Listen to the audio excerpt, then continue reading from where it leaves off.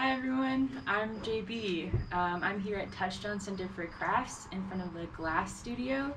I'm here with Neile Cooper.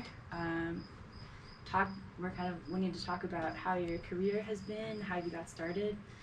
Would you mind introducing yourself? I'm Neile Cooper, stained glass artist. I've been working in stained glass 25 or so years. Yeah, awesome. And I usually work in the small metal studio, but I get to assist with Neile this week. Yeah. Would you mind talking about how you got interested in art? How did that happen? I think I've always been interested in art. I've always been an artist, but I also always thought you needed a job, so I ended up going to school for graphic design because I thought that would lead to a career. But I hated being on the computer all day, so I took a class in stained glass, and I just loved it so much that I only did stained glass after that. I never got a good job in graphic design, never got a real job doing anything other than stained glass. So. Whoa. Yeah. That's pretty cool. Yeah. Did you start in like drawing before graphic design? Or? Yeah, like back in high school, art and stuff. Yeah, I loved drawing. Always was drawing. Even when I was a really little kid, was always drawing. And I loved always crafting too. Always knitting, crochet, just always making things with my hands. So. Stained glass kind of is both because you have to draw your pattern, you draw your designs, and then you craft it and build it. So it really kind of is arts and fine craft. Yeah. Yeah. Okay, cool. Yeah. How did you get interested in Touchstone here? What's your connection to Touchstone? Lindsay, the director, she used to work at Peters Valley, which is close to where I live in New Jersey, and they have it's a beautiful school. It's so much like this. It's really great. This feels comfortable because it's so much like Peters Valley. But this is unique too. It's really wonderful here. But they do a really great craft show every year, and so I kind of met Lindsay that's their main fundraiser. I met Lindsay doing the craft show. And then she came out here, and I hadn't heard of Touchstone before, but when she started working out here, I was like, oh, that place looks great. And then she invited me to come teach, which I was thrilled about. So, yeah. That's cool. Yeah. So would you talk a little bit about, I guess, how you do what you do? You do commission work, right? How did that happen? So it used to be, I'm old, so when I first started doing stained glass and trying to pursue it as a career, there was no internet, there was no Instagram, there was nothing. No way to promote yourself, so I would just do local craft shows so that I could meet people local to me who might say, hey, do you do stained glass windows? I would sell little gifty items and small panels. Eventually meet people around that live close that I could do commissions for, mostly residential. But now, Etsy was invented, and then I had a whole new audience where I could reach people on Etsy. Etsy used to be a lot cooler. It used to be all handmade things, for real, and you could really reach this great audience of people who wanted to buy handmade things. Now it's changed, but so then I started getting a broader audience for selling my artwork and for selling for meeting people who want commission work. And then Instagram changed my life again completely, because now I have a huge audience. I'll post something I make on Instagram and people will be like, I want one of those.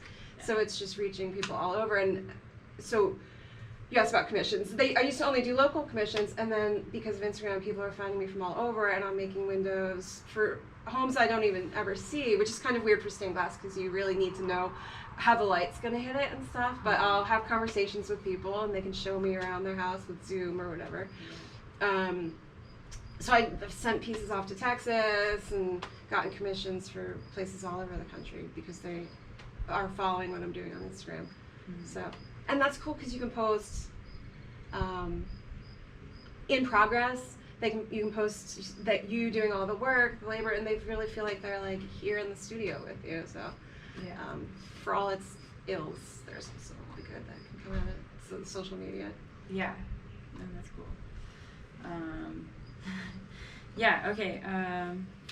So this is kind of like a broader question, but how do you think an artist can make it? Does that mean anything to you? What does that mean to you? I think that's changed a lot over my career, what making it means. You know, obviously earning a living, being able to, I mean, quit your day job if you have one and just focus on art, or just, you know, that's making it. Or maybe it's not. Maybe making it is having a day job but getting to make your own personal work. Whether you sell it or not, maybe that's not important, but just being satisfied. And yeah, so I think it changes all the time what making it actually means. For me right now, it's, I guess, being able to support myself completely, you know, being able to live just making art and getting cool commissions, and teaching is really cool too. Mm-hmm. Getting to share what you've learned. Yeah, that's a big deal. Yeah. Yeah. Do you have, what kind of impact would you like to have on younger artists, if you want to have an impact on them? I guess that idea that you can make a living. Yeah. It's possible. Yeah, and then, so I was just kind of taking whatever commission I could get for a long time, and then I did a personal project. I built the little stained glass cabin. That was just for me. That was so that I could do work that I wanted to make, not do every job that would pay. And I did it in my own time over 5 years. But I would tell young artists, as much as you can, do those personal projects. Of course you have to pay the bills. Of course you have to. But as much as possible, do those personal passion projects and document them. Do the social media on them. Do it. You'll build a following. You'll build people who are supporting your work. And then they'll want to see what you're doing next, and they'll want to pay money for it. And then you'll be going from job to job that makes money, but it'll be your personal work instead of just, I need to do another project, you know?